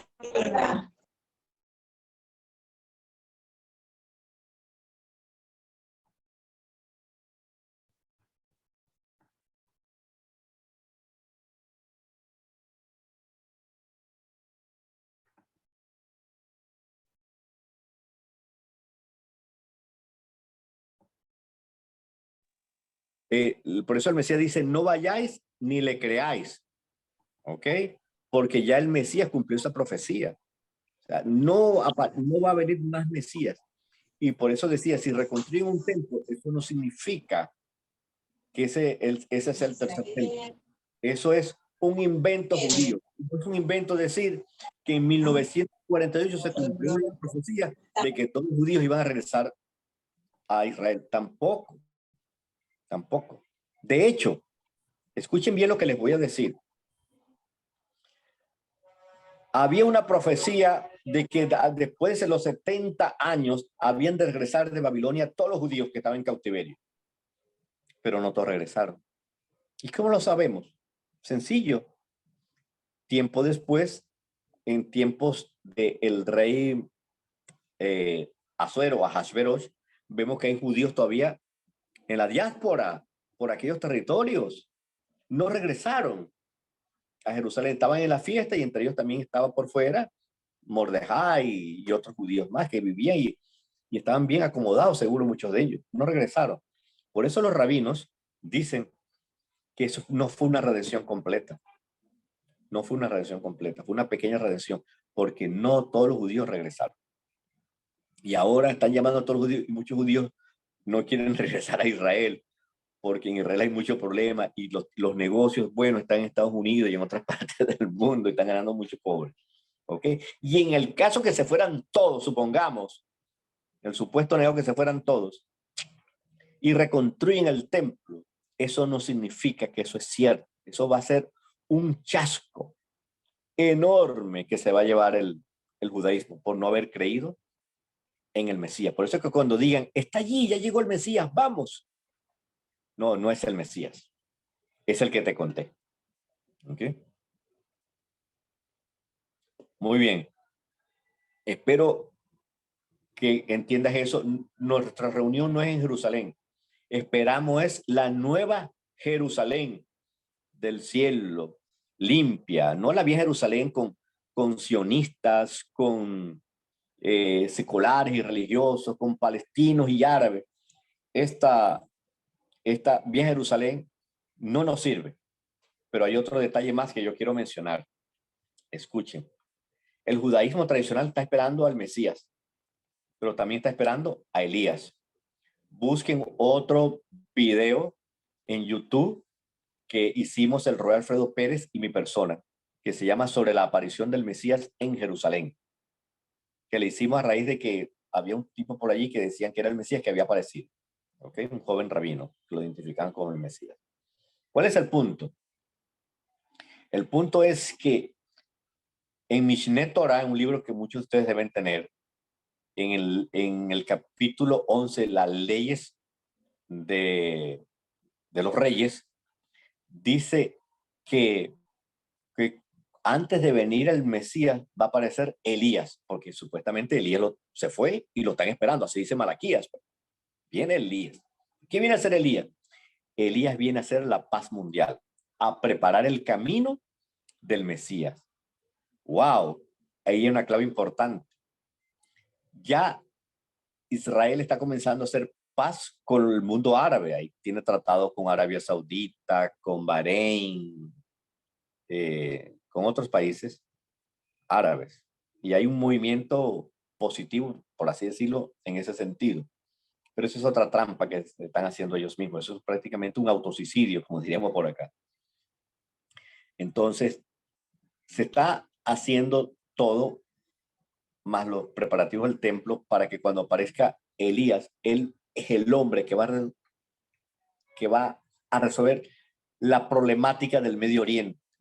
La problemática del Medio Oriente, de esas guerras recurrentes entre palestinos y judíos, la va a resolver este Elías. Y también la paz mundial, el nuevo orden internacional, él va a ser la cabeza, el genio que va a dirigir el movimiento mundial para la paz de los últimos tiempos. ¿Y qué dice la profecía? Cuando digan paz y seguridad, vendrá sobre ellos destrucción definitiva. Entonces, el judaísmo está esperando un Elías que va a aparecer, pero será el falso Elías que va a llevar una paz mundial. Será ficticia y por poco tiempo, porque después de ello viene la destrucción repentina. viene juicio sobre este mundo. Pero el Mesías no va a aparecer. Va a aparecer es otro dándose por el Mesías, que es el propio anticristo. Es decir, tienen que pasar estas cosas para que cuando el Mesías venga, pues dice, como dice Mateo 24:30, entonces lo lamentarán todas las tribus de la tierra, se darán cuenta, oye, nos equivocamos. Nos equivocamos, pero entonces el Eterno vendrá por su pueblo. Esa es lo que dice las Escrituras, lo que dice el Nuevo Testamento y lo que dice también el libro de Apocalipsis. No hay viaje para Jerusalén, a menos que seamos de turistas, para ir a visitar y conocer, y si queremos quedarnos unos años por allá, para Hashem. Pero allá esperar al Mesías, ese es el lugar menos apropiado para esperar al Mesías. ¿Ok? Para que lo sepan. Entonces se están complicando muchísimo en Israel con este antisemitismo que hay. ¿Ok? Bueno, lo quiero dejar allí, Glenda. Por aquí Pero- tenemos, disculpe, al José Morales, que levantó la mano. Ajá. Un saludo, Rebe. Shalom a todos. Shalom, mi hermano. Gusto escucharte. De José Morales de Cabimas, de Maracaibo. Dígame, mi hermano. Escuchándole allí, me viene una pregunta. Solamente a nosotros nos ha revelado que a ellos les va a aparecer el falso Elías. No, hay mucha gente que yo conozco que también cree estas cosas. ¿Okay? Del pueblo ortodoxo, se refiere. ¿Ah? Del pueblo ortodoxo. Sí, hay algunos sectores ortodoxos que están conscientes de estas cosas. Están entendidos en eso. Yo eso quería saber. Claro, sí hay gente. O sea, yo no puedo decir como Elías, yo soy, tus altares han destruido y han quemado tu templo y solamente yo estoy. No, hay 7,000 más que el Eterno tiene guardado para ellos que conocen estas cosas. Y están claros también. Todas esas cosas se van a conocer en el último tiempo. Esto va a explotar. ¿Ok? Esto va a explotar. Gracias, Rafa. Era eso. Ok. No recuerdo donde yo leí o en una de las clases que yo tuve, pero no estoy muy seguro, de una discusión o unos comentarios de unos rabinos acerca de un profeta que dice Mashiach vendrá montado sobre un asno, hijo de pollina, y que vendrá en una nube. Creo que Daniel también lo hace con una referencia a esa venida en la nube, no estoy muy seguro. El asunto es que cuando decían, cuando se menciona los dos tipos de venida del Mesías, porque el pollino es lento, manso, humilde, para dar chance al arrepentimiento a Israel y al mundo, por supuesto. Y cuando dice que vendrá una nube, es porque, bueno, la nube pasa de manera repentina, pasa rápido. Por lo tanto, allí no va a haber ningún chance de arrepentimiento, ¿no? Ese es algo que leí, no recuerdo honestamente dónde, pero me pareció bastante interesante en este sentido de los dos tipos que mencionan en la profecía de que Mashiach vendrá en ese asno, por esa lentitud, ese lapsus, o ese momento de arrepentimiento, y cuando vendrá en una nube es porque la nube pasa pues rapidísimo y ya no. Bueno, déjame decirte luz al respecto. Eso está en el contexto de una discusión, ¿ok? ¿Cómo aparecerá el Mesías? No tanto cuándo, sino cómo y en qué condiciones estará el pueblo. Dice, si el pueblo, ¿ok? Está guardando mis votos y hay una tendencia hacia el arrepentimiento, vendrá montado en un burro, ¿ok? Pero si el pueblo, dando esa idea de la lentitud para que todos pues procedan al arrepentimiento, pero ahora dicen, si Israel no se arrepiente, entonces vendrá repentinamente y solamente digamos así, se salvarán aquellos que se hayan puesto en orden con el Eterno. Entonces ellos dan dos escenarios para que aparezca el Mesías que ellos esperan. ¿Sí estamos claros ahora? ¿Ok? Sí estamos claros ahora. Correcto, correcto. Esas mismas palabras pueden ser usadas, están siendo usadas por Pedro, que la tardanza en su venida es porque él tiene paciencia para que todos procedan al arrepentimiento. ¿Ok? Pero cuando aparezca, para muchos de los que no se preocuparon por hacer techubá, que son los hijos de la oscuridad, los hijos de la noche, entonces le va a ser como ladrón en la noche que se le aparezca. ¿De acuerdo? Entonces lamentarán todas las tribus de la tierra. Eso es lo que está pasando. Pero la interpretación rabínica es para dar cuenta de por qué no ha aparecido, ¿ok?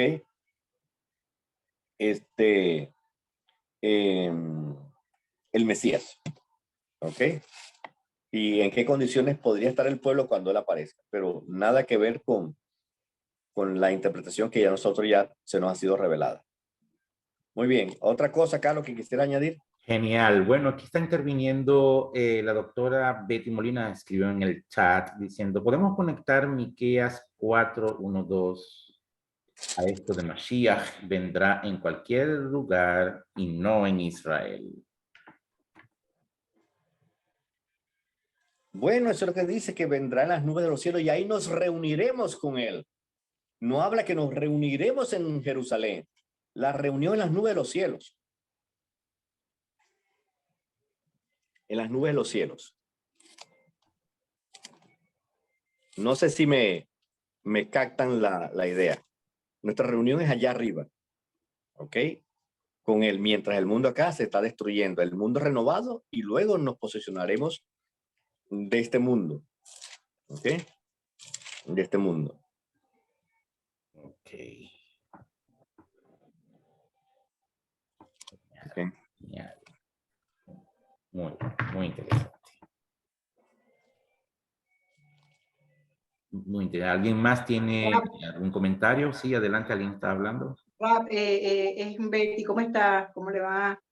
Gracias. Sí. Lo decía porque la cita de Miqueas dice que en los últimos días acontecerá que en el monte de la casa de Dios estará firmemente establecida sobre las cumbres de los montes y ciertamente se elevará encima de los montes y tendrán que afluir, vendrán los pueblos y muchas naciones ciertamente irán y dirán,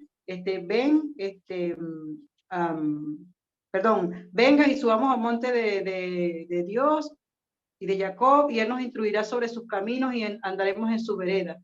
Pues de Sión saldrá la ley y la palabra del Eterno, como lo decimos a veces cuando estamos haciendo el Kadish, ¿no? Cuando estamos haciendo el Sidur.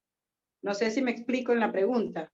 Sí, hija, esa profecía de Miqueas es parte de aquel conjunto de profecías que no pudieron cumplirse.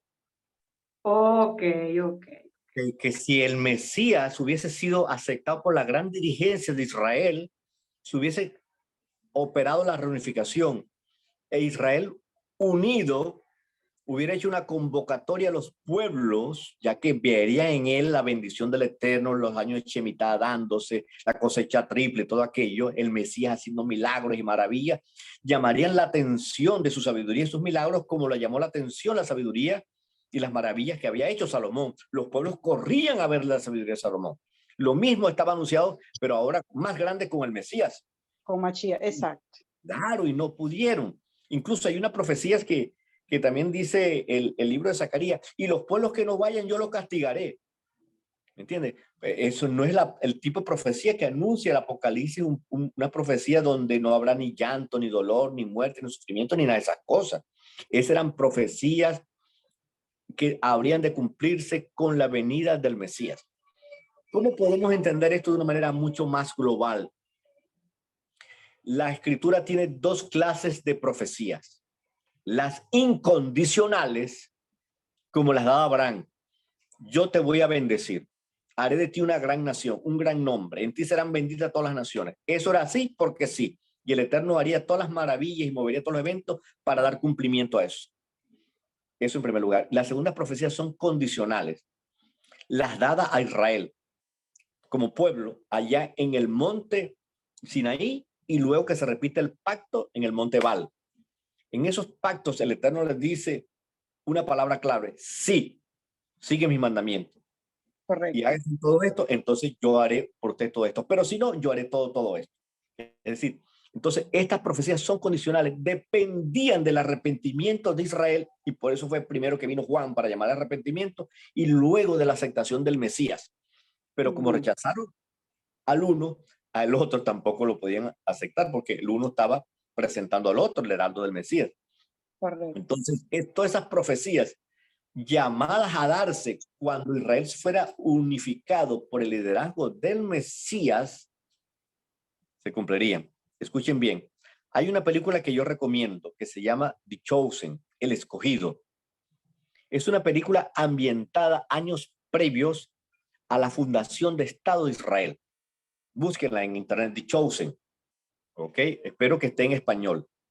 Realmente se consigue en inglés y ya no sé si estará en subtítulos. Ok. Esa película es muy buena porque muestra dos posiciones. Una de judíos seculares y creyentes promocionando la fundación de Estado de Israel para el regreso de todos los judíos. Sin embargo, hay un sector del judaísmo ortodoxo que no se plegaba al movimiento sionista, fundado por Theodor Herzl. ¿Por qué? Porque ellos estaban claros, en la condición que está Israel, la única manera de volver a Israel es arrepentidos y nos volvemos todos y bajo el liderazgo del Mesías. No aceptamos como presidente de Israel a otra persona, sino al Mesías. Esa es la posición que obtiene el judaísmo radical que no quiere aceptar al Mesías, al gobierno actual del Estado de Israel, y tiene un conflicto con el sionismo. Uno ha ido al más extremo de esa posición que ya yo no lo respaldo, que es el grupo hiper ultra ortodoxo de la Naturey Carta, que está muy aliado con los palestinos y ven rabinos ustedes con kipá y sus trajes poniéndose una bandera de los palestinos, ¿cómo se dice? Como un talí de los palestinos, ¿no? Una bufanda, sí. Una bufanda es la palabra, una bufanda. No, para nada, tampoco es extremo, pero esa película nos enseña que el judaísmo está dividido en cuanto a la fundación del Estado de Israel y a la gente que lo gobierna. No aceptan la fundación del Estado de Israel como una profecía, ni tampoco aceptan a este gobierno ni los que vengan, ni las leyes que están imponiendo allí. Dice, esto solamente regresaremos a Israel cuando el Mesías venga. Del resto no aceptamos el Estado de Israel, para que lo sepan. Eso viene de una corriente que ha sido prácticamente acallada porque hay grandes rabinos que están comprometidos con el gobierno porque reciben fondos y apoyos de allá, ¿no? Yo tuve ese privilegio,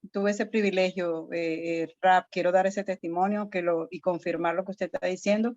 Ahora en mi visita tuve una conversación con un rabino, fue muy real, muy amena, y él apoya esa posición en la cual él no recomienda el regreso a Israel, porque el Mesías, en el momento de regresar, el Mesías no necesita que estemos en Israel.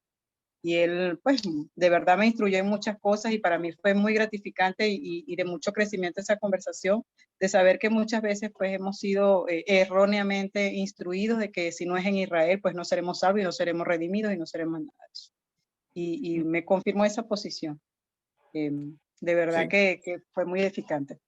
Gracias. No, gracias a ti. Entonces, mira, bueno, ahí tenemos un testimonio extra de que habla que hay rabinos que no están de acuerdo con este estado de cosas.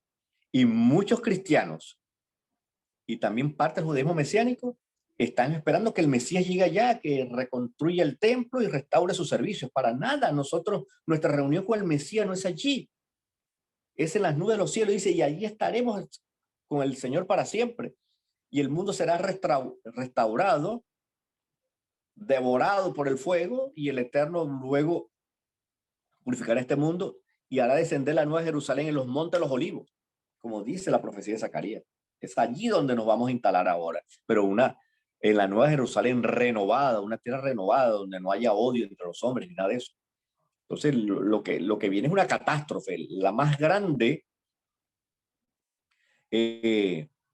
la más grande chasco del pueblo judío está por darse, pero también está por darse también la gran noticia de que muchos reconocerán que Yeshua es el Mesías. Como aquella conversación, Carlos, que tú tradujiste al español, que tuvo Joseph Chulan con unos judíos ortodoxos, que le hablando dice, ¿por qué aquí hablan de Yeshua en el Talmud?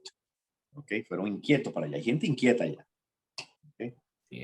Así es. Sí. Bueno, Aquí yo creo que ahora aprovechando que está el rabino Carlos René Enamorado, que es parte del concilio, sería bueno que en alguna oportunidad nos reunamos el concilio de los rabinos, que integramos pues el rabinato del concilio, para hablar de estos temas y fijar posición en unidad, y así tener una unidad que nos permita ser un faro para el resto del judaísmo mesiánico y tener posición en este sentido. Por eso les envié este documento. Espero que lo revisen, me den su opinión, me hagan observaciones para que este documento sea un documento y una voz representativa de las cosas que nosotros creemos. Estamos claros en las festividades y el Shabbat, pero necesitamos tener claro también en el desenvolvimiento de las profecías que están en pleno desarrollo. ¿Ok? Entonces yo te dejo allí esa carga para que hagas llegar mi preocupación de que nosotros tenemos que fijar posición al respecto y estudien ese documento y podamos todos presentar un frente unido. Es lo poco que puedo hacer desde mi modesta posición en la que estoy. ¿Okay? Bueno, Gracias, ¿alguna otra pregunta al respecto? ¿Querías hablar? Sí, yo le agradezco de verdad que yo he estado siendo inquietado por la misma idea que usted tiene. Y hoy, pues el Eterno, estoy viendo que el Eterno me está confirmando que lo que yo he estado sintiendo, pues obviamente viene de él, ¿verdad? Así que voy a hacer mis sugerencias también en el concilio. Sí, ahí está el documento y para que lo lean todos. O sea, sí. Te agradezco. Ok. Bueno, Carlos, gracias, tú me dices. Gracias, Rab. Gracias a ti. Mire, es que hay mucho pueblo que venimos del pueblo cristiano y tenemos esa duda y no ha sido aclarada. Importantísimo esa propuesta. Shalom. Sí. Bueno, ahí tienes el documento, Glenda, que lo puedes leer con calma también. ¿Ok? Los 4 ayunos de los profetas, ahí está clarísimo eso.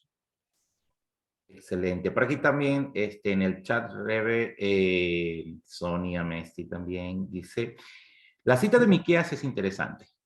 ¿Podría interpretarse el monte como la Torah misma, que es la que guía la conciencia del mundo al Mashiach?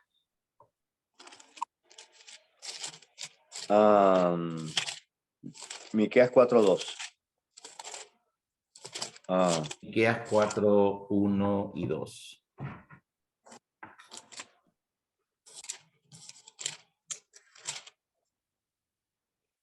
Acontecerá en los posteriores tiempos que el monte de la casa de Hashem será establecido por cabecera de los montes y más alto que los collados y correrán en los pueblos.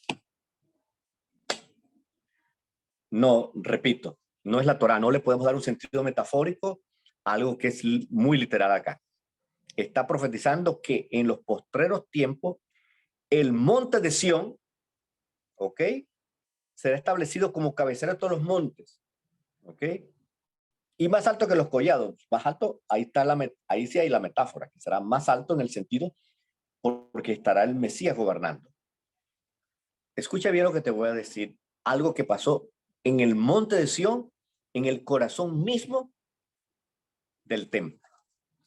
En el Matán Torah del año que muere Yeshua, es decir, básicamente a como 52 días, 51 días después que muere el Mesías, se da Matán Torah, porque él muere el 14 de Nisan, el 16 de Nisan comienza la cuenta del Omer, que lleva a Matán Torah, ¿ok? 52 días. 52 días después de la muerte del Mesías, ¿ok?, están reunidos en el templo todos los judíos porque se celebra Matán Torah. Ese día ocurre lo que llaman los cristianos Pentecostés, ¿ok? Y ocurre algo interesante, que ya todo el mundo conoce, pero hay un detalle que han pasado por alto. En ese capítulo 2 ocurre una impresionante manifestación, un temblor, un viento poderoso, y de repente entre la multitud, un grupo de ellos hablando diversas lenguas a todos los judíos presentes en el templo. Ese evento conmovió al judaísmo de aquella época. Habían más de 3.000 personas, porque tenemos el testimonio que 3.000 creyeron en el Mesías. Había más de 3.000 personas. ¿Ok? Mínimo habían como 6.000 personas. O sea, todo un aforo impresionante. Entonces, comenzaron a hablar en las diversas lenguas de toda la gente que estaba allí, porque venían judíos y prosélitos de otras naciones que estaban allí. ¿Y qué dice la Escritura? ¿Qué dice la Escritura? Pedro se pone de pie y explica lo que está pasando. Varones judíos y todos los que habitáis Jerusalén, esto sea notorio y oíd mis palabras, porque a los que aquí estamos no estamos ebrios, como algunos de vosotros suponen. Pues esta es la hora tercera del día, es las 9 de la mañana y todos estaban en vigilia en el templo. Mas esto dicho por el profeta Joel: en los postreros tiempos derramaré mi espíritu sobre toda carne. Y viene todo aquel cuento. Cuando tú buscas esa profecía en Joel, hay un problema. Ahí nos dice los postreros tiempos. Eso lo añade Pedro. Busquen para que vean. La palabra postreros tiempos, que va a convertir el monte de Sión, es la misma que aparece allá en Miqueas 1 y 2. En los postreros tiempos convertiré al monte de Sión en cabecera. ¿Por qué lo voy a convertir en cabecera? Porque en ese momento Israel le fue dada otra oportunidad con aquel poderoso testimonio de la manifestación en lengua y la explicación mesiánica que da el evento. Y dice que todo esto que ustedes ven y conocen se debe a que Yeshua el Mesías ha dado la Ruach HaKodesh a su pueblo, al cual vosotros mataste y crucificaste. Y ellos se compugieron de rostro, de corazón, y creyeron más de 3.000 personas. 3.000 judíos, los que también creyeron. Eso hubiese sido el inicio de una gran revolución espiritual. Pero como ustedes vieron, después de allí comenzó una persecución terrible contra ellos. El Sanedrín dio orden, hay que terminar esta gente, se volvió peligrosa ahora están armados, ahora están empoderados, pues hablando en otras lenguas y haciendo milagros. No hayamos que hacer con esta gente. Y por eso es que a Pedro y a Juan los encarcelan y dice: te prohibimos hablar, porque cada vez que habláis, bueno, convencéis a la gente. No hablen de esas cosas, ¿se acuerdan? Pues ese fue la otra oportunidad histórica que se tuvo para que Israel fuera la cabecera del monte de Sión, pero no pudo. Pues, el Mesías era el que tenía que llevar a cabo eso. El monte de Sión, cabecera de todos los montes, porque el Mesías estaba allí y todos los pueblos irían al Mesías. ¿Ok? Al monte de Sión. Entonces sería llamada, como dice Isaías, la casa Beit Tefilá, Legoyín, la casa de oración para todas las naciones. Es en ese sentido que se iba a establecer Israel la cabeza de las naciones en la parte espiritual y también en la parte política, porque iba a ser cabeza de todas las naciones. Entonces Miqueas anuncia un hecho que anuncia un evento que lamentablemente no pudo llevarse a cabo debido al rechazo del Mesías y a la posterior persecución que hicieron de los apóstoles. No es posible, Sony, dar la interpretación metafórica o alegórica que tú sugieres. Era una profecía literal, sujeta al arrepentimiento y a la aceptación del Mesías. No se pudo dar simplemente. Claro, los rabinos ven que estas profecías quedaron en suspenso hasta que venga el Mesías. Ellos saben que esa profecía es cuando venga el Mesías. Pero el Mesías no vino, o mejor dicho, el Mesías no ha venido para ellos, y esa profecía se va a cumplir cuando ellos vengan. Quedaron sin efecto. ¿Okay? Bueno, espero que esta vez termine de aclararse más este panorama. Okay. Carlos. Genial, Rebe. No sé, creo que alguien levantó la mano, pero después la bajó. No me dio chance de ver quién era, pero si está por allí esa persona, por favor puede abrir su micrófono y preguntar, y la cámara, de ser posible. Si hay por allí otra.